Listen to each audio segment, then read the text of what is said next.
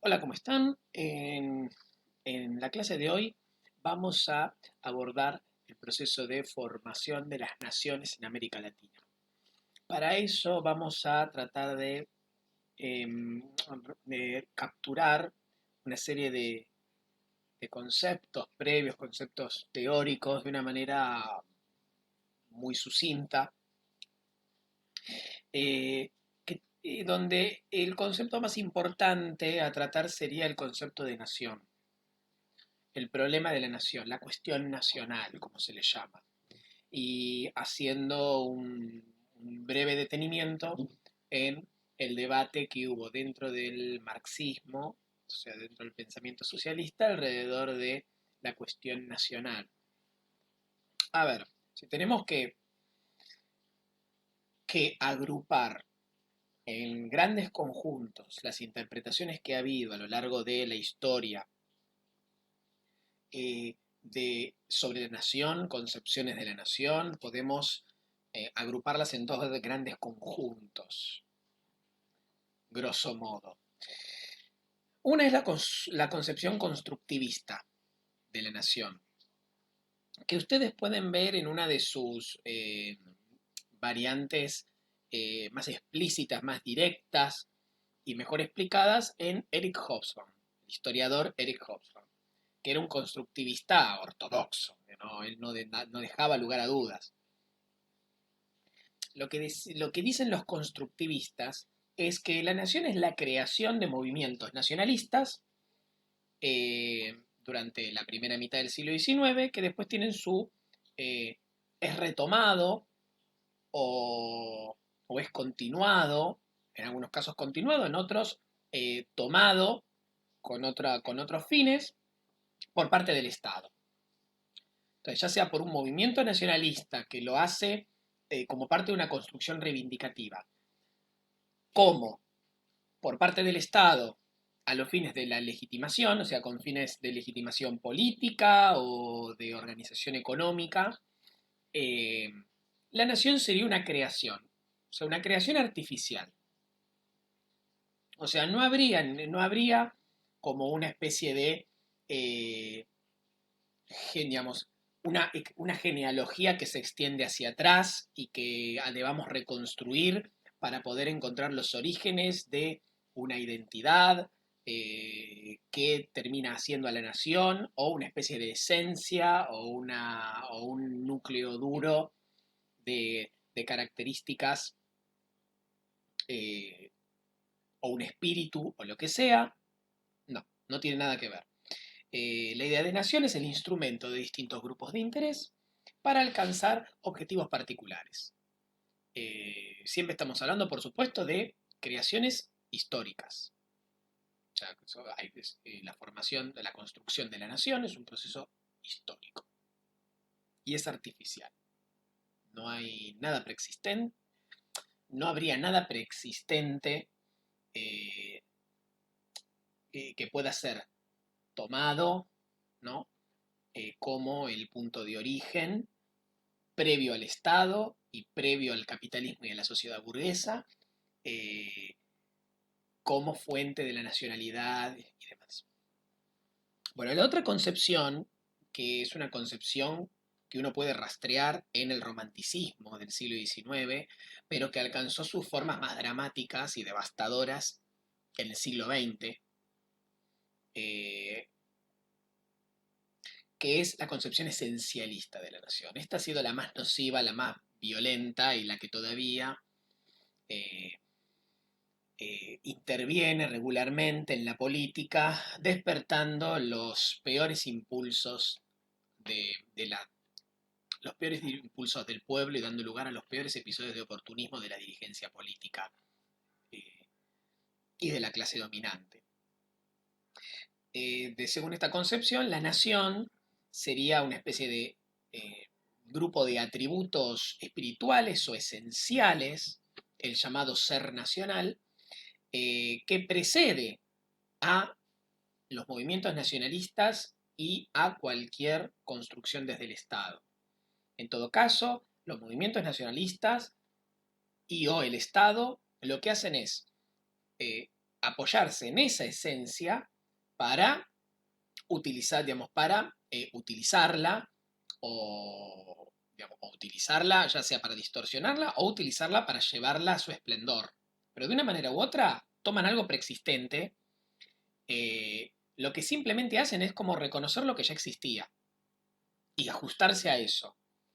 Eh, Sería una especie de comunidad espiritual orgánica, el pensamiento organicista, que es siempre un pensamiento conservador, está fuertemente asociado a esto. Sería entonces una comunidad espiritual orgánica que se expresa en una cultura determinada y por lo tanto una serie de atributos, eh, y que refiere permanentemente a un pasado inmemorial que le sirve de base. Ahora,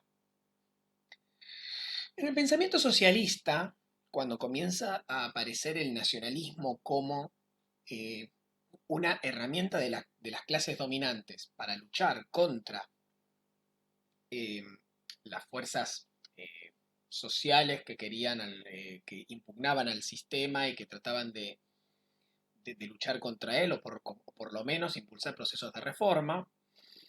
eh, claro, comienza el debate interno en, en distintas fuerzas políticas que representaban al socialismo sobre, bueno, ¿qué tenemos que pensar de digamos, qué tenemos que pensar de la nación? ¿Cómo abordamos la cuestión nacional? Porque es algo que está integrado a la conciencia de las clases trabajadoras a las cuales tenemos que interpelar para movilizar, para defender nuestras reivindicaciones, para llevar adelante nuestro programa, para en algún momento aspirar a la conquista del poder. Bueno, ¿cómo abordamos eso? Porque no podemos hacer de cuenta que no existe, porque la cuestión existe y es utilizada y es efectiva. Entonces, ¿qué hacemos? Bueno, antes de hacer cualquier cosa tenemos que pensar qué es la nación. Tenemos que definir a la nación y a partir de ahí hacer el diagnóstico de sus usos políticos y cómo nos posicionamos con respecto a eso. En este aspecto ha habido un amplio debate, eh, pero yo voy a tomar dos posiciones, dos posturas, que son la de, o recuperar dos posturas, que son la de Rosa Luxemburg y la de Lenin. Rosa Luxemburg decía que el Estado Nacional y el nacionalismo eran estuches vacíos, cuyo contenido material particular estaba dado por las relaciones de clase en una época determinada, o sea, y que no tiene carácter revolucionario. O sea, para Rosa Luxemburg el nacionalismo siempre es regresivo, siempre es regresivo, y siempre es una herramienta de la clase dominante para legitimar al Estado, para legitimar a la dominación, para encubrir las relaciones de explotación a las que sirve. O sea, no hay nada para rescatar. Eh, Algo para señalar del caso de Rosa Luxemburg es que ella, si, si hacemos referencia a su experiencia personal, en este aspecto va a terminar teniendo razón porque ella termina siendo fusilada por movimientos, por, un, por grupos de choque de lo que sería un nacionalismo, un naciente nacionalismo de extrema derecha alemán. Con lo cual, en el caso de ella, cumplió esa función, efectivamente. De ella y de la rebelión socialista de Alemania al finalizar la Primera Guerra. Ahora, Lenin lo complejiza, va a tener una perspectiva un poco más amplia. Y él va a optar por historizar las categorías. Entonces, en la etapa de los orígenes del capitalismo y del primer ascenso capitalista, la reivindicación nacional fue parte de un impulso burgués revolucionario, o sea, estamos hablando de la etapa de la burguesía revolucionaria, contra las monarquías absolutas. eh, o sea que él inserta el nacimiento de la cuestión nacional con el ciclo revolucionario liberal burgués de la primera mitad del siglo XIX.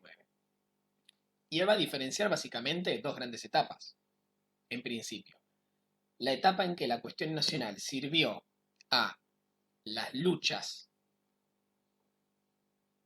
digamos, las luchas de la burguesía revolucionaria y el despertar de una conciencia nacional con un sentido progresivo para luchar contra digamos, los resabios del antiguo régimen,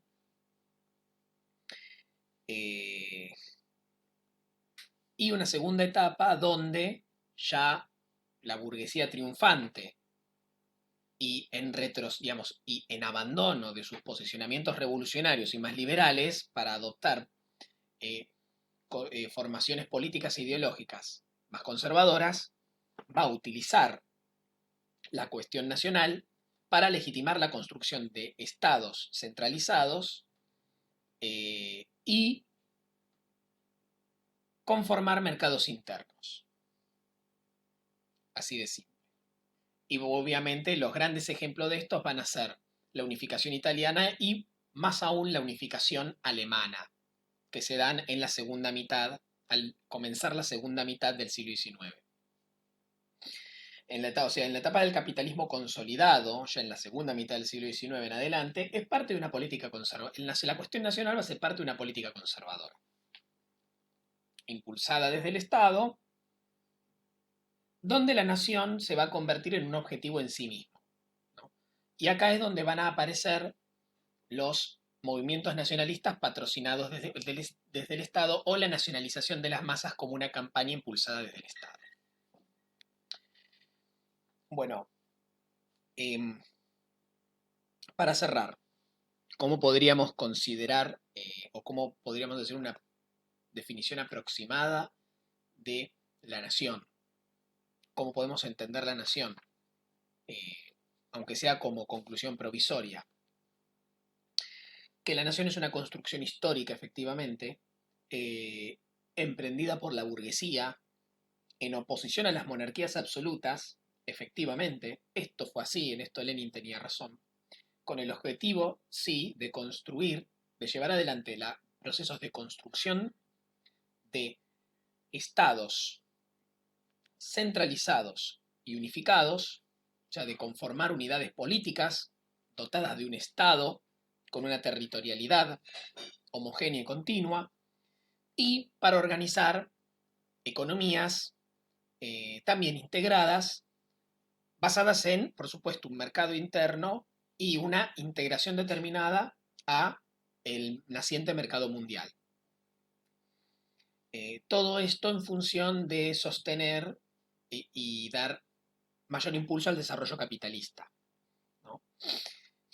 Ahora, esto no significa que la construcción sea absolutamente artificial. O sea, no es que es una construcción desde la nada, como se diría ex nihilo, sino que los movimientos nacionalistas y el Estado, o el Estado, según quien impulse la construcción, el proceso de construcción de la idea de nación, va a utilizar elementos preexistentes, ¿no? En lo que sería la comunidad que se elige y que se define para que tenga asiento la nueva unidad política. Se hace eco de tradiciones, de lealtades políticas preexistentes, de formaciones económicas y de relaciones económicas a nivel regional, y sobre eso asienta la novedad, ¿no? Eh, la nación es una comunidad estable, históricamente constituida, de lengua, territorio, vida económica y conciencia colectiva, que se traduce en una comunidad de cultura. Es una categoría histórica de una época determinada, que es la de el ascenso del desarrollo capitalista, y sirve a distintos intereses según la época y la clase que lo plantea. Bueno, ahora hacemos una interrupción para pasar al siguiente tema.